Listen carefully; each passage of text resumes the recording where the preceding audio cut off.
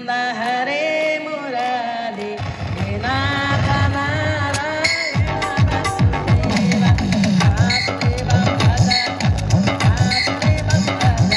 वासुदेवं भज वासुदेवं भज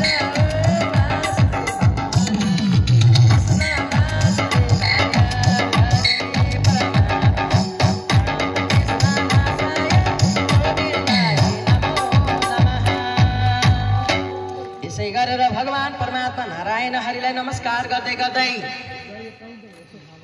स्थानीय देवता थानी देवता ग्राम देवता कुल देवता पितृगणहरूलाई नमस्कार गर्दै गर्दै मेरो भगवान परमात्मा मान्ने गुण्यहरू ओडाका अध्यक्षहरूलाई नमस्कार गर्दै गर्दै नमन गर्दै गर्दै राधे राधे आउनु भएको छैन थाहा छैन मलाई राधे राधे मैले चिनेको छैन फोनमा चाहिँ बोले हो गोविन्द भगवानको भए जतिका भद्रवलादी पुरुषहरू भए जतिका विद्वान माताहरू विदुषी माताहरूलाई यो सारा संसारमा धर्म कर्म संस्कृति संस्कारमा हिजो मैले कथालाई महात्म्यको कथा कहाँ गएर राखेको थिएँ भन्दा आनन्दसँग नै मेरो भगवान परमात्मा कस्तो आचरण हुनुपर्छ राधे राधे आचरण राम्रो भयो भने विचार राम्रो हुन्छ प्रसादी खायो भने मन प्रसन्न हुन्छ प्रसन्न भएपछि भगवान खुसी हुनुहुन्छ राधे राधे राधे राधे ल हेर्नुहोस्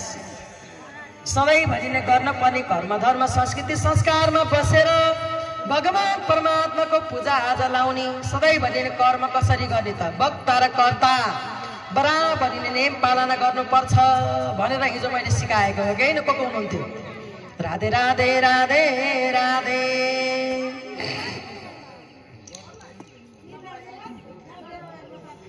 माताहरूको यहाँ कथा सुन्नु परेको छ माया बैगुनी नभई नहुने फेरि के गर्नु माताहरू फेरि त नामै लिनु भएन भन्नु होला नि फेरि श्री हरि विष्णु भगवानको पिता भनेको झन् खम्बा खम्बा बिना त घरै बन्दैन श्री हरि विष्णु भगवानको यसै गरेर भगवान नारायण हरि सारा संसारमा कर्म धर्म संस्कृति संस्कारमा श्रीमद् भागवतलाई आनन्दसँग नै पद्म पुराणले आनन्दसँग व्याख्या गर्नु भएको महिमा गर्नु भएको असाध्यै राम्रो हुनुहुन्छ ल हेर्नुहोस् माताहरूलाई पनि कति राम्री हुनुहुन्छ हजुर त भन्यो भने यति रमाउनुहुन्छ कि यो सारा संसारमा माताहरूलाई तिमी कति राम्री भनिदिनु पर्छ त्योभन्दा ठुलो केही पनि छैन राधे राधे तिमी त राम्री नै छैनौ भन्दै भने फेरि कालीकोटमा बादल लगाएको जस्तै हुन्छ राधे राधे भन्नुहोस् असाध्यै राम्री तिमी त यता फर्किँदा नि राम्री उता फर्किँदा नि राम्री हाँस्दा पनि राम्री रोयो भने त झन् राम्री भनेर कहिलेकाहीँ यसो भुर्क्यालाएर रोको बेलामा ऐना देखाइदिनुपर्छ कहिले पनि रुँदैनन् राधे राधे यो चाहिँ पुरुषहरूलाई भने है मैले श्री सत्यनारायण भगवानको तिमी त रुँदाखेरि कति राम्री हुँदो रहेछौ हेर त यहाँनिर भनेर यसो ऐना देखाइदिनु जिन्दगी कहिले पनि रुँदैन नि ऐना देखाइहाल्छ नि के गर्ने गोविन्द भगवानको राधा कृष्ण भगवानको लक्ष्मी नारायण भगवानको त्यसरी देखाउने गरेका छन् कि छैनन् कहिले पनि छन् छैनन् अहिलेसम्म अब चाहिँ रुँदाखेरि देखाउनुहुन्छ कि थाहा नभएर होला भगवान परमात्माले आनन्दसँग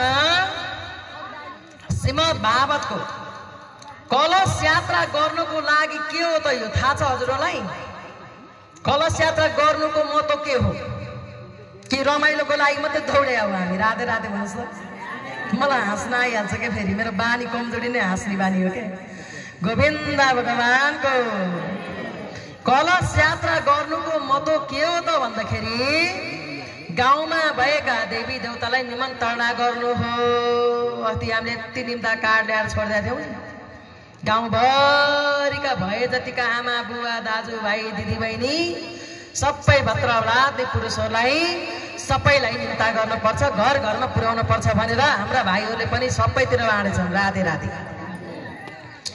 त्यो निम्ताको कार्ड भनेको चाहिँ मान्छेलाई भयो चुले निम्तो राधे राधे अनि भगवानको लागि चाहिँ कलश यात्रा गरेर स्थानीय देवता थानी देवता ग्राम देवता भए जतिका देवी देवताहरू आनन्दसँग आएर विराजमान हुनुहोस् भनेर हामीले निम्ता गर्नुभएको भगवानको। राधे राधे। यसै कारणले आनन्दसँग जय जयकार मनाउँदै कति जय जयकार मनाउनु भएको थियो? हात उठाउनुहोस् त को हुनुहुँदो रहेछ त्यो दिन। अब म पछाडि फर्केर यतिजनाको चाहिँ मुख हेरी, अरूको चाहिँ मैले हेरिनँ है। राधे राधे। म केही पनि माग्दिनँ, किन छैन भने राधे राधे भन्नुहोस्। किन डराउनु भएको त्यसरी? नडराउनुहोस्। तर धेरै जयकार मनाउनु भएको थियो। अति नै धेरै मिठो स्वभावले आनन्दसँग जयकार मनाउनु भएको थियो। जोरदारको तालीले स्वागत गर्छु सबैजना। श्री सत्यनारायण भगवानको यो कलश यात्रामा पनि हिँड्नलाई पाउने, जसलाई जुरा छ त्यतिजना मात्र हिँड्न पाइन्छ। अब पर्सि 8 गते हामी यहाँ तिल चढाउँछौँ। जतिजनालाई भगवानले राख्नु भएको छ नि त्यतिजना नै व्रतहरू हुन्छ यहाँ। त्योभन्दा बढी हुँदैन। हेर्नुहोस्, तिल चढाउन पनि भाग्यमा लेखेरै आउनु पर्यो, अनि कलश यात्रामा हिँड्न पनि भाग्यमा लेखेरै आउनु पर्यो, अनि त्यहाँबाट यहाँ भावतार सुन्न पनि भाग्यमै आएर उदाएर आउनु पर्यो। राधे राधे। भाग्य नउदाइकन यहाँ आएर कथा सुन्नलाई मन पनि लाग्दैन, फुर्सद पनि हुँदैन। राधे राधे। भाग्य उदाय हुनुपर्छ। यो जग्गाको पनि भाग्य उदाय हुनुपर्छ, मान्छेको पनि भाग्य उदाय हुनुपर्छ। एकजनाको भाग्यले गर्दा सबैजनाले सुन्न पाउँछ। राधे राधे। अब त्यो भाग्य उदाय कसको भयो भन्नुहुन्छ यहाँ? अब भन्नुहोस् त। श्री हरि विष्णु भगवानको। यही गाउँको मान्छेको भाग्य उदा हुनुपर्छ। मेरो त भाग्य उदा चारतिर लाउँदै लाउँदै हिँडिरहेको छु त। राधे राधे भन्नुहोस्। यसरी एकजनाको भाग्यले घरभरिको मान्छेले खान पाइन्छ। हेर्नुहोस्, एकजनाको भाग्यले। मेरो छोरा पाउने बित्तिकै म त लहपति भई भन्नुहुन्छ नि, मेरो छोरी पाउने बित्तिकै म त लहपति भई भन्नुहुन्छ नि। त्यो छोरा छोरीका भाग्यले बाबुआमाको धन सम्पत्ति सबै वारी आइरहेको हुन्छ। राधे राधे भन्नुहोस्।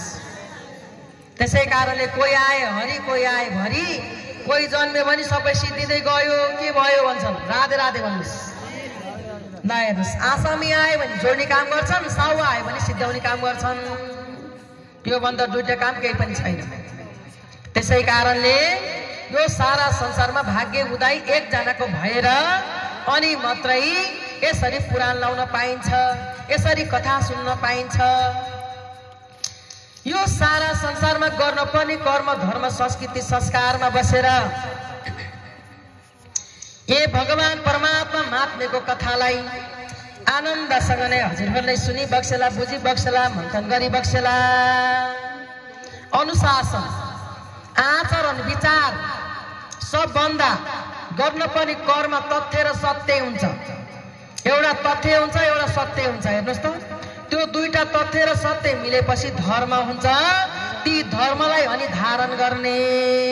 ल हेर्नुहोस्, श्री हरि विष्णु भगवानको एक दिनका कुरा हो। भगवान परमात्मा नारदलाई कहीँ गए पनि कतै गए पनि यो मन शान्ति भएन। ल हेर्नुहोस्, कतै गए पनि मन शान्ति नहुने, सधैँभरि नै यता जाने उता जाने। सारा संसारमा जाँदा जाँदा जाँदा काशी गएजी, पुनपुना, हरिद्वार, ऋषिकेश, वृन्दावन धाम, सारा संसारै, अयोध्या, सारा संसारै घुम्दा पनि नारदलाई कहिले पनि मन शान्ति भएन। त्यो मनले के खोज्यो?